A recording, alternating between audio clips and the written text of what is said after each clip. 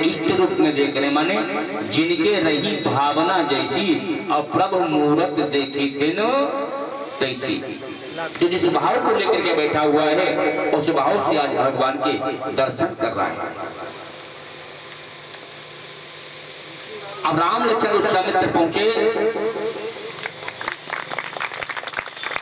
तो इन्हें जो और राजा लोग बैठे हुए थे वहां पर एक अलग से मंच दिया गया है। सम्मंचन पे मंच एक और सुंदर विशद विशाल, मुनि समेत दो बंधु कहाँ बैठारे महिपाल। सब मंचों से अलग मंच बनाया गया था। उस मंच पे महाराज ने आसन दिया गया।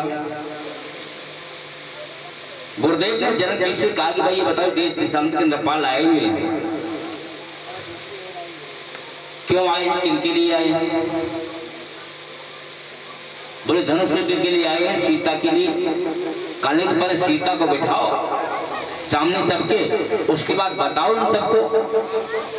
गुरुदेव का आदेश हुआ। गुरुदेव ने सखी सहेलियों से कहा जाओ सीता को बुला करके लाओ। सखी सहेली आज सीता जी को लेने के लिए चले संगले और सती सयानी और गावत गीत मनोहर बानी। सुंदर मंगल गान करते हुए सुंदर वस्त्र सोलह श्रृंगार किए हुए सीता को लेकर के सखी सहेलियां यज्ञशाला में आई, रंग भूमि में आई। रंग भूमि जब और सियप्पा गुधारी और देख रूप मोहे नर नारी। जिसमें सीता ने रंगशाला में प्रवेश किया है तो नर नारियां जो भी बैठे हुए थे सब सीता को देख करके मोहित हो गए। बहुत बढ़िया बात है, ध्यान देना। एक जगह को सही बाबा ने लिखा है, मोहिन नार नारी के रूप। नारी नारी के रूप को देख करके कभी मोहित नहीं होती। यहाँ सीता भी तो एक नारी है। सीता ने रंगशाला में जब प्रवेश किया है तो सीता को नारियां देखकर क्यों मोहित हो गई? रंग भूमि जब और सियप्पा गुधारी और देख रूप मोहे नर नारी। सीता भी तो नारी है। नारी नारी को देख के कभी मोहित होती नहीं। कोई हमारी माता बहन कितनी भी सुंदर है लेकिन दूसरी माता बहन उसकी सुंदरता की हो बखान नहीं कर सकते, कोई न कोई कमी जरूर निकाल देगी। और यहाँ सीता जी नारी है तो उन्हें नारियां भी मोहित हो गई। तो सीता जी की गिनती साधारण नारियों में उद्भव इस पर संघार कालीन सर्वेश्वरी सीता न तो हम राम बल्लभम। सीता तृप्ति करने वाली, संघार करने वाली जगदम्बा माता सीता जगत जननी है, जगत माता है सीता। उस पर मोहित होना कोई आश्चर्य की बात नहीं। अब सीता जी ने चारों तरफ देखा, सिय चकित चित राम जा अब भय मोह बस सब नर नाह। चारों तरफ सीता जी ने देखा। एक जगह देखा हमारा राम लक्ष्मण विश्वामित्र बैठे हैं। तक नजरें लगा करके सीता जी ने देखा, आराम से आसन दिया, बैठ गई। बंदीजनों को बताया कि बोलो इन सबको काय को सब यहाँ आए हैं। बंदीजन खड़े हुए बोले देश शांत क्या आए नृपालो, जो तुम देख रहे हो कि हमारी सीता बैठी है, बीच में धनुष रखा हुआ है और हमारे महाराज जनक जी ने प्रण किया है धनुष का खंडन करेगा, उसी के गले में सीता जयमाला डालेगी, उसी के संग सीता का विवाह होगा। लगाओ अपनी ताकत, आजमाओ किस्मत, देखिए कौन ऐसा भाग्यशाली है जो जनक जी का जामाता बनने का सौभाग्य प्राप्त करेगा। जो और राजा महाराजा बैठे हुए थे वो का सही बात है कि धनुष तोड़ने मात्र से विवाह हो जाएगा। बोले हाँ, उधर धनुष तोड़ो, इधर गले माला पहनो। कि हम तोड़े, बोले चाहे को तोड़े। जो इतना कहा है कि अरे साहब जो राजा महाराजा अभिमानी टाइप के बैठे हुए थे, क्या किया इन्होंने? पर कर बांधे उठे अकुलाई और चले इष्ट देवन सिरनाई।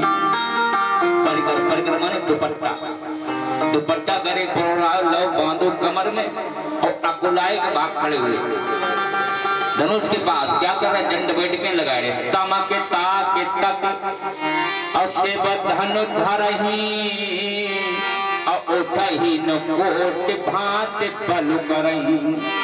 दंड बैठके लगा हाथ पर फटकार को उठाना तो दूर की बात है, तो हिल भी नहीं रहा।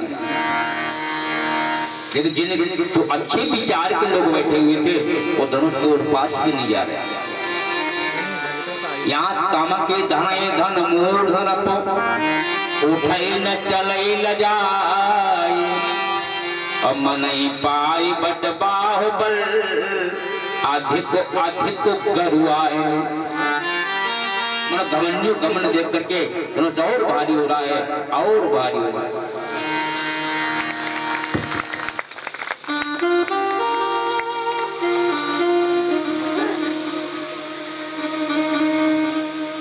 सब हार मान करके बैठ गए। उठाना दूर की बातों को दर्द हिला भी नहीं पा रहा है, दिल भरे दर्द नहीं कर पा रहा है। श्री हत भय हार ही राजा और बैठे निज निज जाई समाजा। सब राजा हार मान करके जब बैठ गए, अब जनक जी को व्याकुलता समझ में आई। अब व्याकुल हुए महाराज। नृपन के लोग जनक अकुलाने बोले बचन रोक जनसान। जब सारे राजा महाराजा हार मान करके बैठ गए, अब जनक जी को दुख लगा, साथ में क्रोध भी आ रहा है। उनके खड़े हो गए वो दीप के भूपत नाना आए सुन हम जो पण उठाना। देव देशांतर के नृपाल हमारा पण सुन करके आए हैं। देवता किन्नर गंधर्व रूप बदल करके आए धन उठाने के लिए। अरे उठाना तोड़ना दूर की बात है, तिल भर भूम न सके छड़ाई, तिल भर भी इधर उधर नहीं कर सके।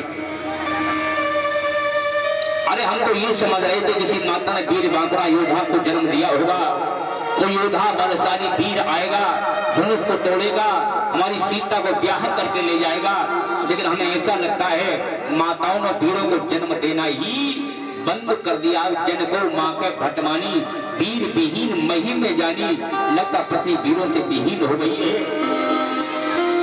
अरे भुजाओं में ताकत नहीं थी, बल नहीं था, तो जरूरत क्या थी तुम सबको यहाँ पर आने की। तजहु आस निज निज रह जाओ और लिखा न विधि वैदेह विवाहो।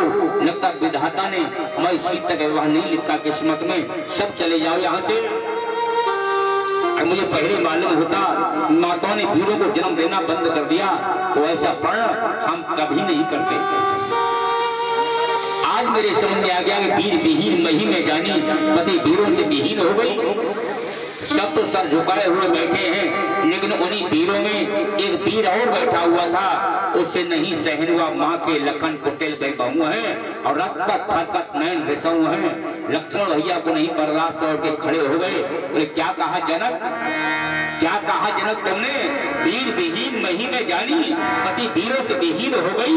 अरे तुम्हारी हिम्मत कैसे पड़ गई? रघुवंशम में जहाँ कोई होई और तेरी समाज जस कहीं न कोई कि वीर विहीन मही में जानी। जहाँ कोई रघुवंशी वीर बैठा होता है तो उसकी हिम्मत नहीं पड़ती तो ये कहते कि पति वीरों से विहीन हो गई। और साहस कैसे बन गया? रघुवंश शिरोमणि हमारे राम जी बैठे हुए हैं, उनके सामने तुमने कह दिया कि वीर विहीन मही में जानी। कही जनक जस अंतुद्वानी, जब देख रहे सामने विद्यमान रकुल मन जानी। रघुवंश शिरोमणि बैठे हुए हैं और प्रभु राम जी आप बैठे बैठे मुस्कुरा रहे हो और ये जनक भरे दरबार में भरे समाज में सारे क्षत्रियों का अपमान कर रहा है और कह रहा है कि माताओं ने वीर को जन्म देना बंद कर दिया। ये नाथ एक बार आदेश दो हमें, जो तुम्हारा अनुशासन पावो तो कंद के ब्रह्मांड उठावो और काचे घर के दारों फोड़ी है। जो लक्ष्मण भैया क्रोध में बोले हैं, लखन सको वचन जब बोले और जब मगान महित गज डोले। 12 कच्छ शेष थर थर कांपने लगे। राम जी ने देखा कि भैया थोड़ा और ज्यादा बोल गया, तो अगर शेष ने अपना धैर्य छोड़ दिया, जरा सा भी फन हिला दिया, तो पृथ्वी अभी रसातल को चली जाएगी। राम जी ने इशारा किया, भैया क्या कर रहे हो? किसै नहीं रघुपति, किसै नहीं रघुपति और लखन निवारे, किसै नहीं रघुपति।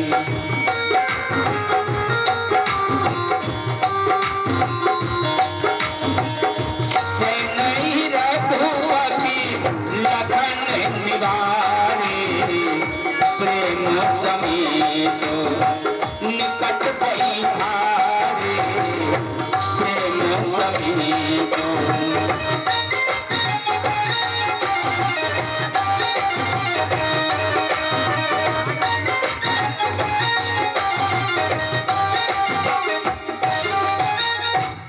राम जी ने इशारा किया, भैया अब ज्यादा क्रोध नहीं, सब गड़बड़ हो जाएगा। जैसे लक्ष्मण भैया को शांत किया, अब विश्वामित्र जी ने देखा, विश्वामित्र असमय शुभ जानी, बोले अति स्नेह में बानी। बहुत बढ़िया बात है, जानना। विश्वामित्र असमय शुभ जानी, बोले अति स्नेह में बानी। विश्वामित्र शुभ समय जाना। विश्वामित्र देखा समय शुभ है, तब कहा कि उठो राम बन जाओ भगवता।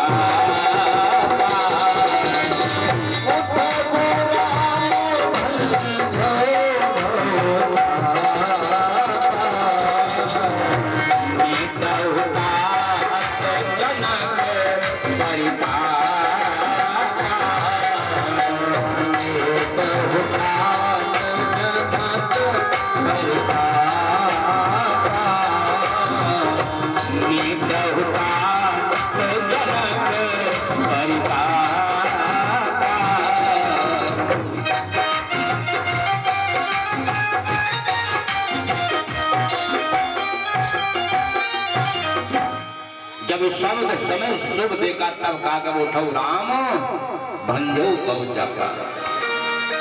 इसके मतलब समय खराब था, इसके मतलब इससे पहले समय खराब था। जब शुभ समय आया तब कहा उठो राम। कब? जब विश्वामित्र समय शुभ जानी, तब बोले उठो राम भंजो कब चापा। तो क्या समय खराब था? अगर समय खराब था तो क्या समय खराब था? क्योंकि रावण भी यहाँ आया हुआ है, और रावण जब गया है तो धनुष के एक कोने पर राहु को बिठा दिया, एक कोने पर केतु को बिठा दिया, बीच में मंगल को बिठा दिया, और कहा कि ये ध्यान रखना तीनों, ये धनुष उठना तो दूर की बात है कि हिलना तक नहीं चाहिए।